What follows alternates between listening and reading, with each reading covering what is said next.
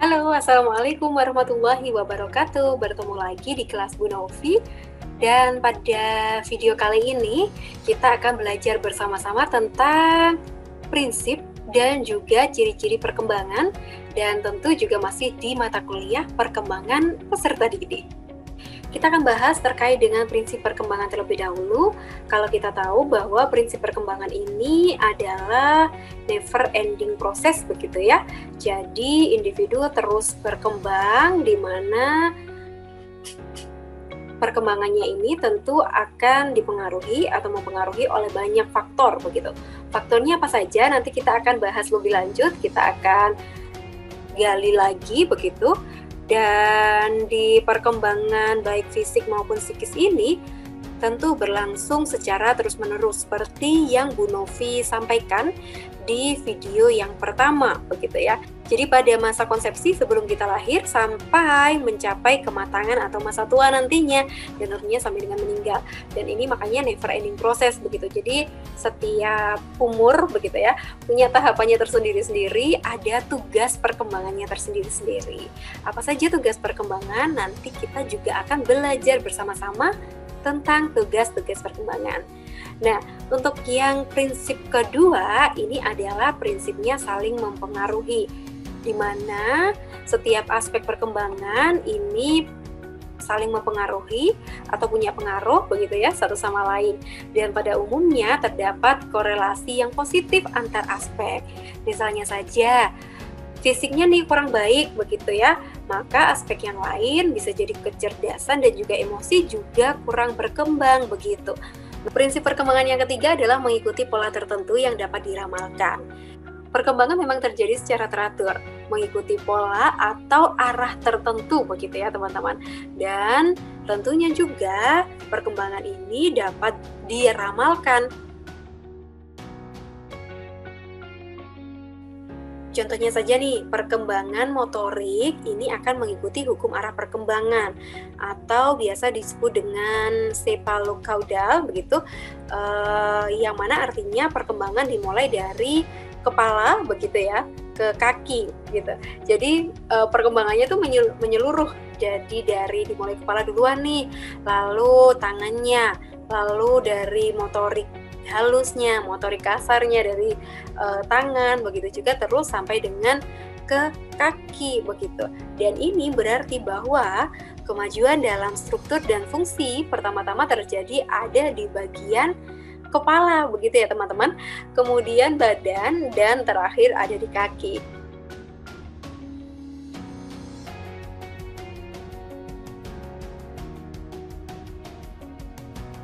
Jadi sudah bisa tahu nih pakemnya begitu ya, peramalannya bahwa nanti usia sekian sampai sekian anak sudah mampu apa sih? Usia 1 sampai 3 tahun keterampilan motorik apa yang bisa dia capai seharusnya?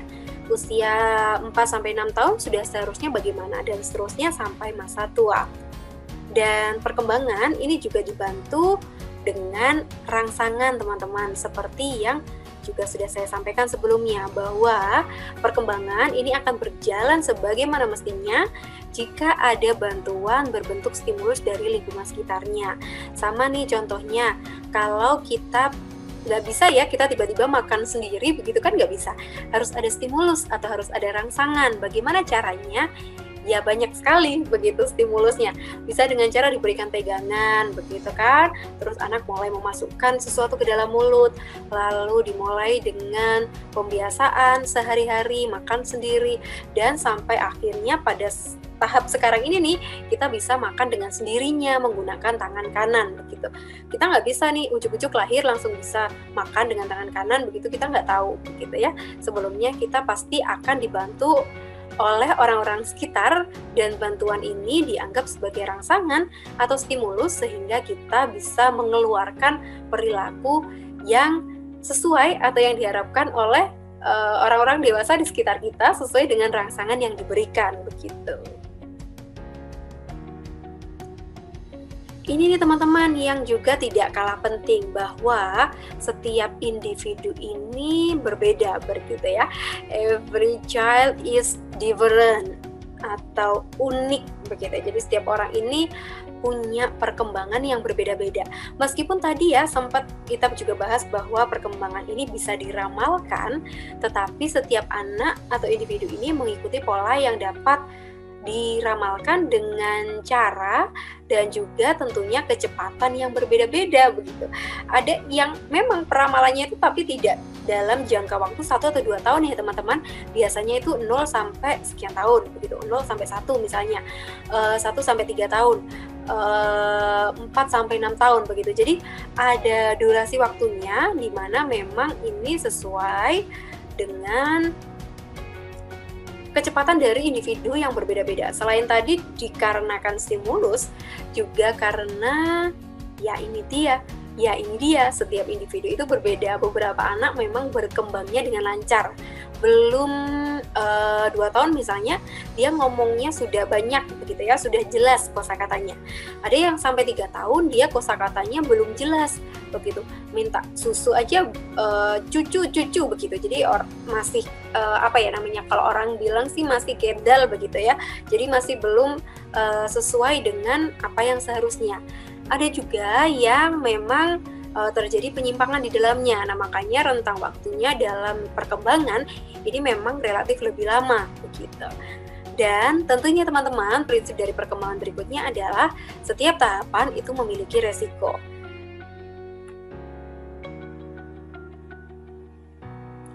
Setiap tahap perkembangan memang mempunyai resiko, dan beberapa hal yang dapat menyebabkannya antara lain dari lingkungan anak itu sendiri. Bahaya ini dapat mengakibatkan terganggunya penyesuaian fisik, psikologis, dan juga sosial, sehingga pola perkembangan anak ini tidak naik gitu ya, tapi datar, yang artinya dia tidak akan atau tidak ada peningkatan dalam segi perkembangannya begitu. Nah, pada saat itu dapat dikatakan bahwa anak ini sedang mengalami gangguan penyesuaian yang buruk atau bahkan mungkin ada ketidakmatangan begitu teman-teman. Bagaimana bisa Bu Novi? Ya, jadi misalnya saja nih ya, kalau kita terkait dengan perkembangan yang tidak naik begitu, stagnan, itu bisa karena ada hambatan, orang-orang di sekitarnya tuh tidak menangkap bahwa itu adalah hambatan sehingga tidak diberikan stimulus ataupun rangsangan yang lain sehingga anak perkembangannya stuck. Misalnya saja terkait dengan perkembangan bahasa. Sudah bisa nih mengelola 2-3 kata, maka kan harus terus ditingkatkan ya. Dan tentunya juga memang peningkatannya pun juga harus diiringi dengan sign atau sinyal yang ada dari anak sendiri begitu teman-teman. Jadi kalau memang tidak ditingkatkan, nah resikonya adalah kemungkinan anak akan ada gangguan penyesuaian. Jadi sudah terlambat begitu ya. Tapi bukan berarti tidak bisa atau tidak mampu, tetapi memang kita harus usahanya jauh lebih keras ketimbang yang sudah sebelumnya begitu.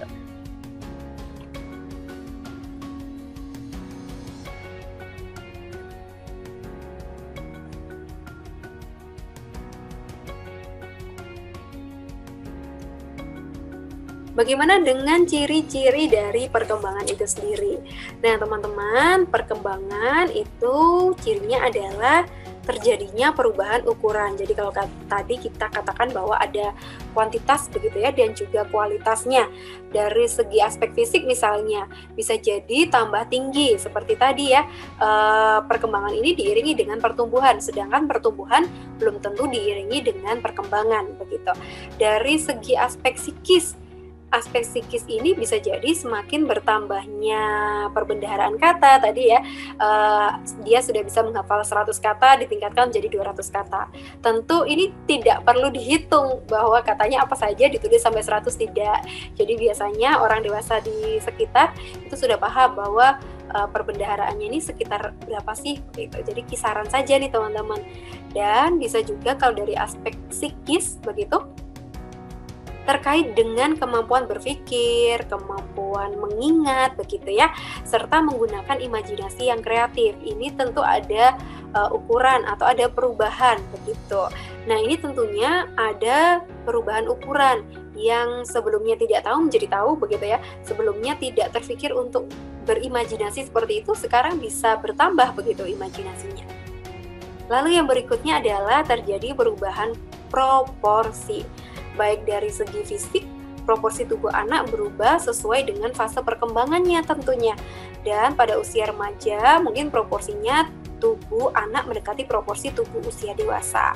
Dan tentunya dari aspek psikis, perubahan imajinasi dari yang sebelumnya nih banyakkan kan fantasi ya, jadi dunia khayal, dia menghayal ada teman, dia menghayal dia pergi kemana, bersama siapa, bagaimana kendaraannya, bagaimana rumah dan lain sebagainya, ke arah yang lebih realitas atau realistis begitu, bahwa oh iya kemarin hanya imajinasi saya saja nih, oh ternyata realitanya seperti ini dan apa yang harus saya kerjakan berikutnya gitu. Dan tentunya juga ada perubahan terkait dengan perhatian begitu teman-teman.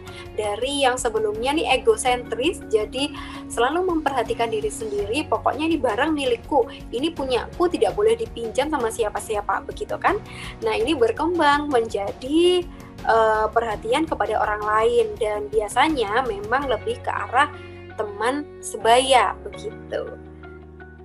Lalu ciri-ciri perkembangan berikutnya adalah ada tanda-tanda lenyapnya tanda-tanda yang lama begitu. Jadi misalnya dulu pada waktu awal ada gigi susu yang keluar begitu ya, sejumlah sekian puluh gigi susu. Nah, setelah dia semakin berkembang, maka ada tanda-tanda lama yang mulai lenyap nih teman-teman. Contohnya gigi susu begitu ya, gigi susunya mulai lepas atau awalnya merangkak. Nah, ini mulai berjalan terantanan gitu kalau kata orang Jawa ya. Berpegangan dengan benda-benda yang ada di sekitarnya begitu. Begitu juga dengan pengoceh, kemampuan kosakatanya nih. Dulunya dia senang banget ngomong begitu ya, semakin dewasa mungkin semakin irit begitu kan. Dan juga perilaku impulsif teman. Dan ciri yang terakhir adalah muncul tanda-tanda baru. Jadi kalau tadi tanda-tanda yang lama itu lenyap, gigi susunya lepas, diganti dengan gigi yang baru begitu kan. Dan juga semakin matang organ seksualnya, baik itu laki-laki ataupun perempuan. Contohnya saja sudah mulai menstruasi begitu ya. Untuk yang laki-laki sudah mulai mimpi basah. Nah, ini muncul tanda-tanda baru yang mana kita tahu bahwa oke, aspek perkembangan dia itu sudah mulai berjalan begitu ya. Atau dari segi fisik misalnya dia bertambah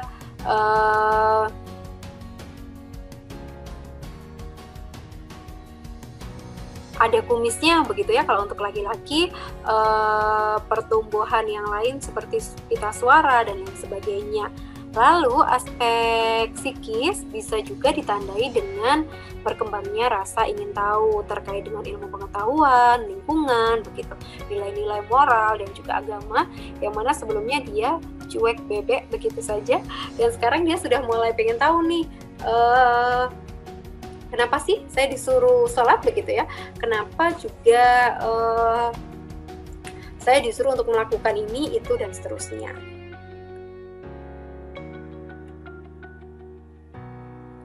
Terima kasih semuanya, semoga bermanfaat dan kita lanjut ke sesi yang ketiga, sesi terakhir untuk pertemuan kali ini.